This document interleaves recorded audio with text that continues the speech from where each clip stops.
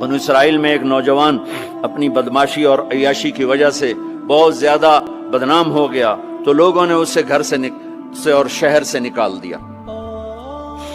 شہر سے باہر نکلا، کچھ عرصے بعد کھانے پینے کے اسباب ختم ہوئے تو موت نے آ گھیرا۔ اب اس نے بے قرار ہو کر، ادھر سب بائیکاٹ کر چکے تھے، کوئی اس کے قریب نہیں جائے گا، تو جب موت نے پکڑا تو ادھر دیکھا کوئی ہے مددگار نہیں، ادھر دیکھا کوئی ہے کوئی نہیں، تو آگے دیکھا، پیچھے دیکھا، دائیں دیکھا، بائیں دیکھا، کوئی نہیں ہے، تو پھر اس نے یوں آسمان کو دیکھا اور کہنے لگا یا من لا تضرہ الذنوب ولا تنقصہ المغفرہ، اے وہ ذات جس کو معاف کرنے سے کوئی کمی نہیں آتی اور گناہ کرنے سے اس کی ذات میں کوئی کسی قسم کی کمی نہیں آتی،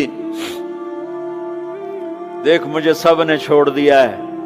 تیرے پاس آنے کا وقت ہے، مجھے معاف کر دے، میں نے تیرے بندوں سے سنا ہے تو بڑا غفور الرحیم ہے۔ جان نکل گئی۔ اللہ تعالیٰ نے موسیٰ علیہ السلام سے فرمایا موسیٰ میرا ایک دوست وہ جنگل میں مر گیا ہے، جاؤ اس کے جنازے کا انتظام کرو اور اعلان کر دو جو اس کے جنازے میں شریک ہوگا اس کو بھی معاف کر دوں۔ کون زندگی میں سوائے گناہوں کے ہے کچھ نہیں، اور آخر وقت کی منت اور خوشامد پہ کیا فیصلے ہو رہے ہیں۔ لوگوں نے دوڑ لگائی، آگے دیکھا تو وہی نوجوان شرابی، زانی، جواری، بھیڑا۔ موسیٰ یہ تو وہ ہے جس کو ہم نے شہر سے نکال دیا تھا، تو یہ ایسا ولی کیسے ہو گیا کہ ہم اس کے جنازے میں آئیں گے تو بخشے جائیں گے؟ تو موسیٰ علیہ السلام نے اللہ سے پوچھا یا اللہ تیرے بندے کہہ رہے ہیں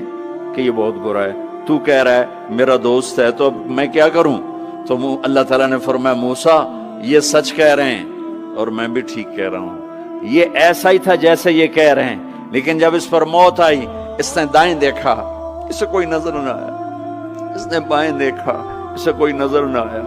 اس نے پھر میری طرف دیکھا، تو موسیٰ میری غیرت نے گوارا نہ کیا کہ جس کو سب چھوڑ جائیں اور وہ بے بسی میں مجھے پکارے اور میں اس کی پکار پہ لبیک نہ کہوں۔ اے موسیٰ